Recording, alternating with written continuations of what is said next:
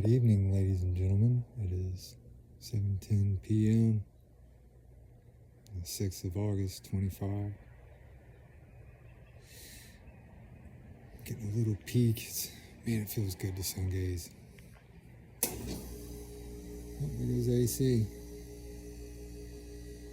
I just took a bit of a shower, a little birdie bath. Even though the sun's a little higher than usual, since it's coming through the trees, I get just a piece of it, not the entire sun, but just a piece of it. I can look at it directly. Okay, so with all the crazy stuff going on, I see memes and stuff. I do the social media thing, right? I see a lot of popular memes, people sharing stuff like like if you don't, just all the negativity in media, and that the solution is to just click it off, that just like, and that's true, you just kind of go outside and it's peaceful, but I don't think that that's the final solution. I think it's better to stay aware of what's going on. It doesn't have to stress you out. We make it stressful. What you do with the information is up to you. Facts are facts. To me, I'd rather stay up to date, keep my head on a swivel, and know what's going on.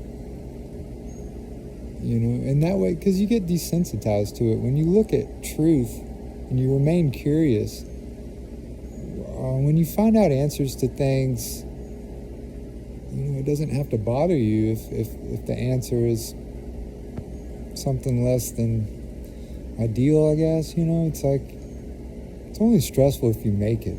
Truth is truth. We make it whatever we need it to be for ourselves to accept it, which in most cases is not at all. It's like, I was journaling about why.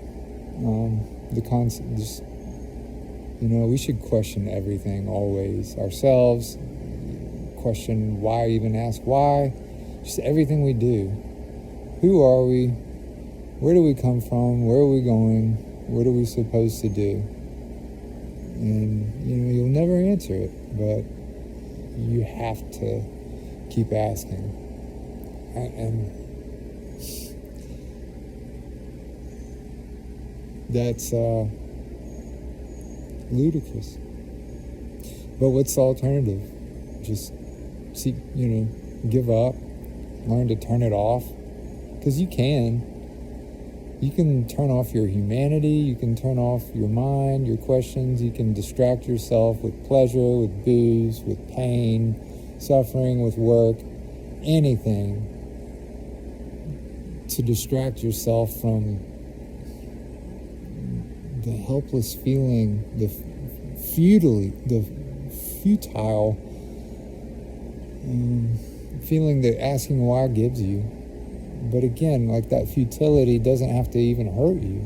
It's like futility doesn't have to bother you. And you can learn to play with it. With your mind. Like, analyze it from a different perspective. Because, you want to be informed. It's like, how do you practice democracy if you don't know anything? How do you make informed decisions? And that's what people are just like, whatever, click. So what? You go to work and then you go home and play outside, and that's it? That's life? If you do that, you'll get to a point, you'll start to get old, and as things start winding down, you'll start, why is going to find you if you don't chase why will come find you. And you don't want to do that towards the end of your life. I've been seeing this happen with some of the older folks, and I think they were just propagandized so hard. Like, I don't think my grandparents' generation were so much, but man, some of the older folks now, think that's probably true across. It's not a generational thing entirely, but it seems like my parents' generation suffered from that more so than maybe generations past. I mean, I know we all have our dark hour towards the end, but I've seen people as they exit, the people who did ask why, they just have an easier time. I know I'm having an easier time. I've always wanted to know why. I've tried to bury it.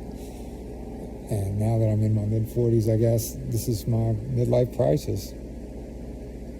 And I love it. I'm so grateful for it. Because it's just, I'm at peace with being somebody who's going to ask why. And the people that ask why, it seems like, aren't always the most talked about, revered people, but because, it's obnoxious. The person who always wants to know why is obnoxious. And